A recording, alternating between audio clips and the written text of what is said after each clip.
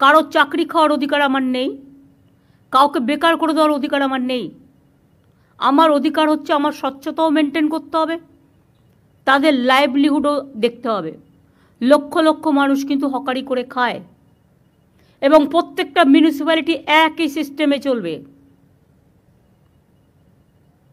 প্রত্যেকটা মিউনিসিপ্যালিটি একই সিস্টেমে চলবে। আর ডিএমদেরও আমি বলবো, প্রত্যেকটা সাব ডিভিশন এবং ব্লকে তাদের নিজস্ব প্রচুর জমি আছে, বিল্ডিং আছে। একটা করে বিল্ডিং, গোপালিকা এগুলো নোট করছো, বিবেক, মনোজ, পুলিশকে বলছি এটা নোট করো। প্রত্যেকটা হকার জোনের পাশে একটা করে বিল্ডিং রাখবে, যেটা প্লাস্টিক ফ্রি, এবং ফায়ার ব্রিগেডের সব মেকানিজম তাতে থাকবে। আর একটা কাজ করো, এটাই হকার ভাই বোনেরা আমাকে সাহায্য করবে। যেমন হাতিবাগান, রাস্তা নেই, রাস্তাটা দখল হয়ে গেছে, এতে আমাদের কাউন্সিলরদেরও অনেক দোষ আছে। তারা ভাবে দিয়ে দিলাম, টাকা কিনে নিলাম, মাসে চাঁদা পেলাম, না, হবে না। ডাল ভাত মাছ তরকারি খেয়ে কি সন্তুষ্ট হওয়া যাচ্ছে না? খেতে কি লাগে? এখন তো কেউ বাড়িতে বেড়াতে গেলে মিষ্টিও নিয়ে যায় না, পাছে ডায়াবেটিক হয়ে যায়। তো মানুষের কতটুকু লাগে বাঁচার জন্য? বাঁচার অধিকারের জন্য যতটুকু প্রয়োজন ঠিক ততটুকু কাজে লাগান, তার বেশি নয়। লোভ করা ভালো নয়, লোভ সম্বরণ করুন। এক্ষেত্রে লোকাল যারা আছে, নেতা, পুলিশ, তারা সবচেয়ে বেশি দায়ী। প্রথমে বসাচ্ছেন, তারপরে গিয়ে বুলডোজার দিয়ে উচ্ছেদ করতে যাবেন। আমি এই পলিসিটাকে মানি না। আর একটা আমার লাস্ট কথা আছে, হকার সংখ্যা মোট সারা বাংলায় কত আছে? আমি কিন্তু প্রত্যেকটা district town same policy apply করবে। লোকাল হকাররা ডিসিশন নিয়ে রাস্তা ক্লিয়ার করবেন।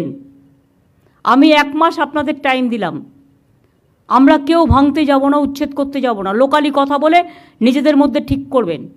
বাদবাকি ববি যে স্টল করেছে কর্পোরেশনে, সেই স্টলটা আরেকটু আপডেট করে সবাইকে সব মিউনিসিপ্যালিটিতে একই রকম দেবে, যাতে সবাই একটা মাথা রাখার জায়গা পায়। আর একটা গোডাউন থাকবে, যে গোডাউনটায় রাতে সেই জিনিসগুলো তুলে রাখতে পারবে, সেটা খুব একটা বেশি দূরে যেন না হয়। তার জন্য দরকার হয় 4-5টা ওই কাঠের যে ভ্যান গাড়িগুলো পাওয়া যায় সাইকেল দিয়ে, সেগুলো রেখে দেবে, তাতে করে নিয়ে যাবে, নিয়ে গিয়ে রেখে দেবে, নাম্বারিং করে দিবি। ঠিক আছে দর্শক, গতকাল যে কথাটা বলেছিলাম মিলল তো? যে আজকে আবারও বৈঠক হতে চলেছে, মুখ্যমন্ত্রী বৈঠক ডেকেছেন। এই সব পুলিশ যারা, তাদেরকে নিয়ে সব বৈঠক হবে এই হকার উচ্ছেদের ব্যাপার স্যাপার নিয়ে। আর দেখবেন সেই বৈঠকে সুর নরম হয়ে যাবে মুখ্যমন্ত্রীর। এই যে উচ্ছেদ চলছে বুলডোজার নিয়ে ইত্যাদি নিয়ে, দেখবেন এইসব আর দেখতে পাবেন না, শুনতে পাবেন না। মিলল তো কথাটা? কি শুনলেন? প্রথমে বসানো হবে, পরে বুলডোজার দিয়ে তুলে দেওয়া হবে, এইসব মানি না। আর এখন যে টাইমটা দিয়েছেন 1 মাস, 1 মাস আমরা কোনো উচ্ছেদে যাব না। যারা হকার ভাইরা আছেন তারা নিজেরা নিজেদেরকে সরিয়ে নিন। আর সে সঙ্গে কিছু কিছু কথা বললেন, লোভ ভালো নয়, খেতে কত লাগে, এখন তো মিষ্টিও তো লোকে খেতে পারেন না, নিয়ে যেতে পারেন না। তো এইসব তো বড় বড় কথা বললেন।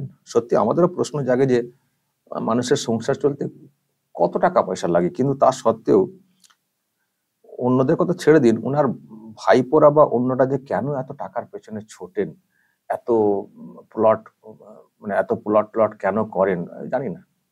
একটা থাকতে কত আর জায়গা লাগে, খেতে কত আর পয়সা লাগে, কেন যে তাদেরকে এত ছুটতে হয় মানে এইসব টাকা পয়সার পেছনে, প্রশ্ন জাগে আর কি।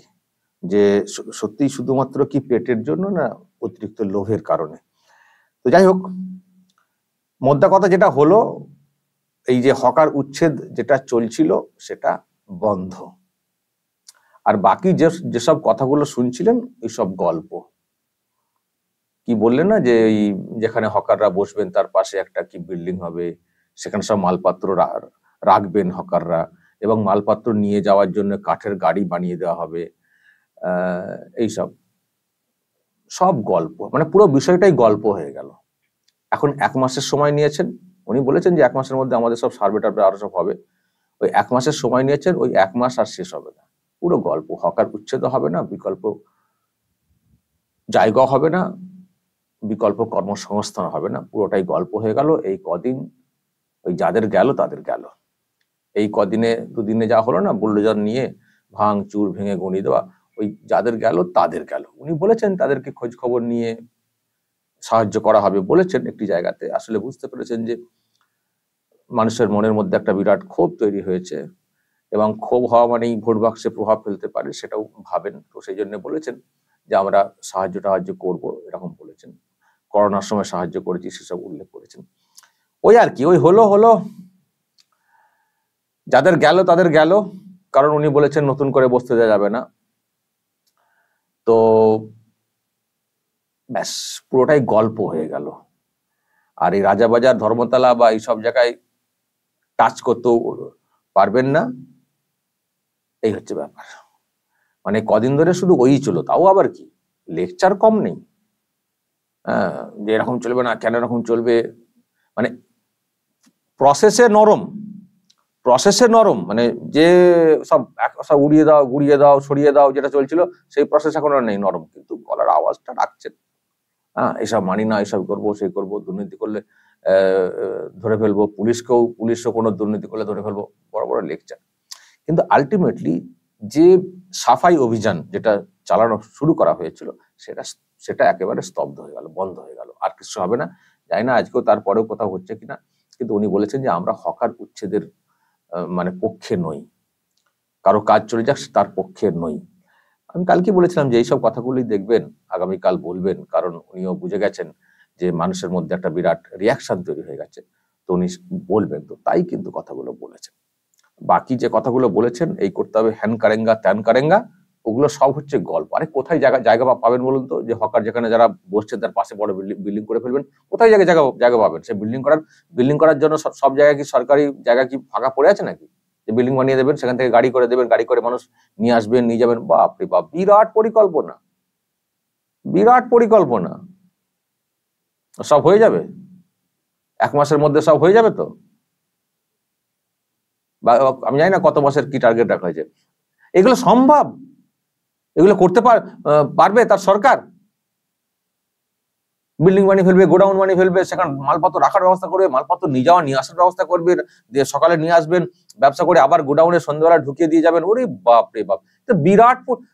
এবং যে পরিকল্পনা সেটা একেবারে পঞ্চবার্ষিকী পরিকল্পনা। তো এইসব করে কি সমাধান হবে হকার উচ্ছেদের? আলটিমেটলি যেটা বলছি দর্শক, পুরোটাই গল্প হয়ে গেল। মাঝখান থেকে খানিকটা মিডিয়া ফুটেজ খেলেন, 24 তারিখের বৈঠকে ফুটেজ হলো, আজকের বৈঠকে খানিকটা ফুটেজ হলো। দেখানোর চেষ্টা হচ্ছে মুখ্যমন্ত্রী কত কাজের, কত আবেগের, আবার কত মানবিক। বুলডোজার চলছিল, উনি সেটা সহ্য করতে পারছিলেন না, মানতে পারছিলেন না, সেটা আজকে জানিয়ে দিয়েছেন। কত মানবিক মুখ্যমন্ত্রী। আলটিমেটলি সব বেকার। আজকে নবান্নে এই যে বৈঠকটাতে যেটা হয়েছে, যদি আমি এক কথাই বলি, এটা জাস্ট শেয়াল যুক্তি বোঝেন? শেয়াল যুক্তি মানে যে যুক্তির কোনো কাজ নেই, শেয়াল যুক্তি। আজকের বৈঠকটা শেয়াল যুক্তি মনে হয়েছে। একটা কথাও বাস্তবসম্মত আমার মনে হয়নি। অন্য কোনো সরকার, অন্য কোনো এইসব কথা বললে তার একটা ভাবনা চিন্তা থাকতো, কিন্তু ইনার সেই হঠকারী সিদ্ধান্ত, মুখের কথা বলে ফেলছেন, মুখে বললি যেন সেটা বাস্তবায়িত হয়ে যায়। তো যে কথাগুলো বলেছেন ওগুলো সম্ভব নয়, সব জায়গাও নেই ওইভাবে গোডাউন টোডাউন তৈরি করার।